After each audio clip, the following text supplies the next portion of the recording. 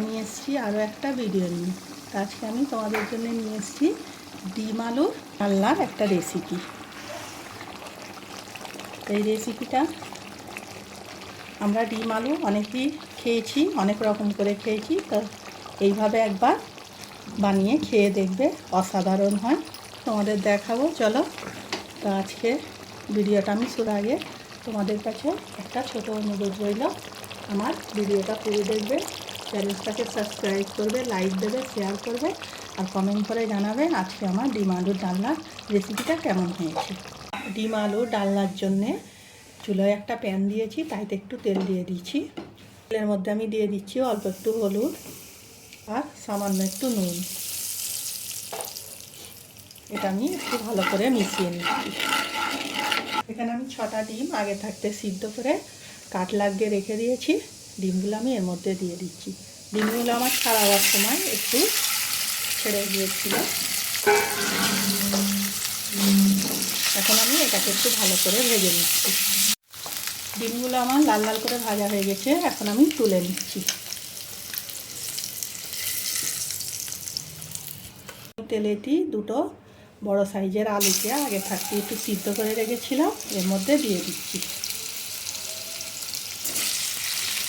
আলুগুলো আমি একটু হালকা করে ভেজে নেব। নুন হলুদ আর দিচ্ছি না, তেলের মধ্যে নুন হলুদ আছে আমার, ওইটি আমার এটা ভাজা হয়ে যাবে। তো এখানে আমার আলুগুলোও ভাজা হয়ে গেছে, এখন আমি আলুগুলো নামিয়ে নিচ্ছি। তো এখানে আমি একটা অন্য কড়া নিয়ে নিচ্ছি, আমার ওই কড়াটায় রান্না করতে অসুবিধা হবে, তাই কড়াটা আমি চেঞ্জ করে নিয়েছি। কড়াটা আমার গরম হয়ে গেছে, আমি এর মধ্যে সর্ষের তেল দিয়ে দিচ্ছি। তেলেতে আমি দিয়ে দিচ্ছি একটা তেজপাতা, একটা দালচিনি, 2 এলাচ, 2 লবঙ্গ। এগুলো একটু তেলেতে আমি ভেজে নিচ্ছি। দিচ্ছি অল্প একটু গোটা জিরে। এখন এগুলোকে একটু ভেজে নিচ্ছি। এখানে আমি একটা বড় সাইজের পেঁয়াজকে কুচিয়ে নিয়েছি, এর মধ্যে দিয়ে দিচ্ছি। পেঁয়াজটাকে একটু ভালো করে আমি ভেজে নেব।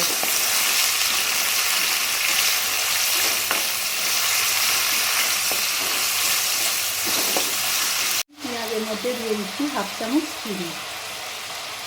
এটা দিচ্ছি, তরকারিটা মিষ্টি হবে না। চিনিটা দেওয়ার কারণে চিনিটা ক্যারামেল হয়ে পেঁয়াজটা একটা সুন্দর কালার দাঁড়াবে, তার জন্য আমি একটু চিনি দিয়ে দিলাম। এখানে আমার পেঁয়াজটা ভাজা হয়ে গেছে, এখন আমি এর মধ্যে দিয়ে দেবো আদা রসুন বাটা। আমি 1 চামচ আদা রসুন বাটা দিয়ে দিচ্ছি। রসুনটা এর সঙ্গে ভালো করে একটু মিশিয়ে নিচ্ছি। তো এখানে আমার পেঁয়াজটা বা আদা রসুনটা ভাজা হয়ে গেছে। শুকনো মশলা নিয়ে নিয়েছি, হলুদ 1/2 চামচ, ধনে 1/2 চামচ, লঙ্কার গুঁড়ো 1/2 চামচ, জিরে 1/2 চামচ, কালারের জন্য কাশ্মীরি লঙ্কা 1/2 চামচ, আর একটু ভাজা ধনেও নিয়ে নিচ্ছি তার সঙ্গে, এর মধ্যে দিয়ে এখন আমি এগুলো ভালো করে মিশিয়ে নিচ্ছি। মশলাটা মেশাবার সময় চুলার আঁচটা একদম কম রাখতে হবে, তা নাহলে মশলাটা পুড়ে যেতে পারে। এখানে মশলাটা মিশিয়ে নিয়েছি। একটা বড় সাইজের টমেটোকে আমি বেটে রেখেছিলাম, এর মধ্যে দিয়ে দিচ্ছি।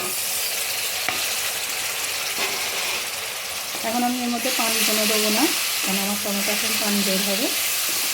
তার সাথে আমি স্বাদ মতো নুন দিলে টমেটোটা পেঁয়াজটা তাড়াতাড়ি গলে যাবে, তাই আমি টমেটোর সাথে নুনটা দিয়ে দিলাম। এখন আমি এগুলোকে একটু ভালো করে কষিয়ে নেব। এখন আমি মশলাটাতে অল্প অল্প গরম পানি ছিটে দিয়ে কষিয়ে নেব।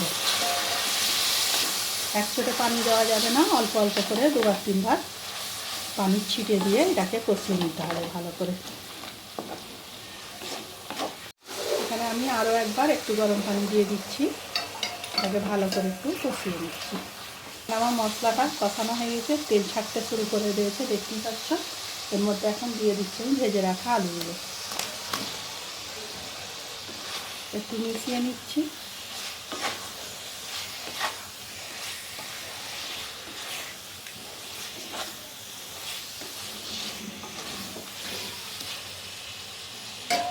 এর মধ্যে দিয়ে দিচ্ছি গরম পানি।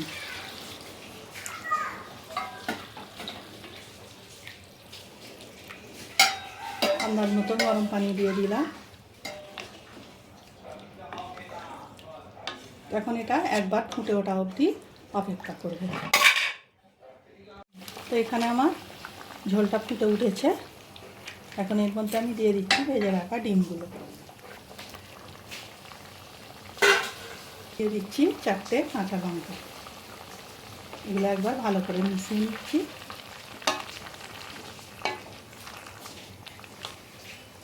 নুনটা অবশ্যই টেস্ট করে নিতে হবে একবার। নুনটা একটু কম লেগেছে, তাই আমি একটু অল্প নুন দিয়ে দিচ্ছি, নেড়ে দিচ্ছি, দিয়ে চুলার আঁচটাকে জোর দিয়ে এটাকে রান্না করে নিচ্ছি। তো এখানে আমার রান্নাটা হয়ে গেছে, দেখতেই পাচ্ছ, দেখাচ্ছি আলুটাও গলে গেছে, দেখতেই পাচ্ছ, কালারটাও দেখো কত সুন্দর হয়েছে। তো এইভাবেই তোমরা ডিম আলুর ডালনার তরকারিটা রান্না করে ফেলবে। তখন আমি একে চুলাটা অফ করে 2 মিনিট রেস্টে রেখে দিচ্ছি, তারপরে তোমাদের পরিবেশন করে দেখাচ্ছি। তো দেখো বন্ধুরা, এটাকে আমি একটা বোলেতে তুলে নিয়েছি। আমার রান্নাটা কমপ্লিট হয়ে গেছে। এই রান্নাটা গরম ভাতের সঙ্গে অবশ্যই ট্রাই করবে। তাই এই রেসিপিটা বাড়িতে একবার হলেও ট্রাই করার অনুরোধ রইল। আজকের ভিডিও আমার এইটুকু। আগামী দিন আসবো আরও একটা ভিডিও নিয়ে। সবাই ভালো থাকবে, সাবধানে থাকবে।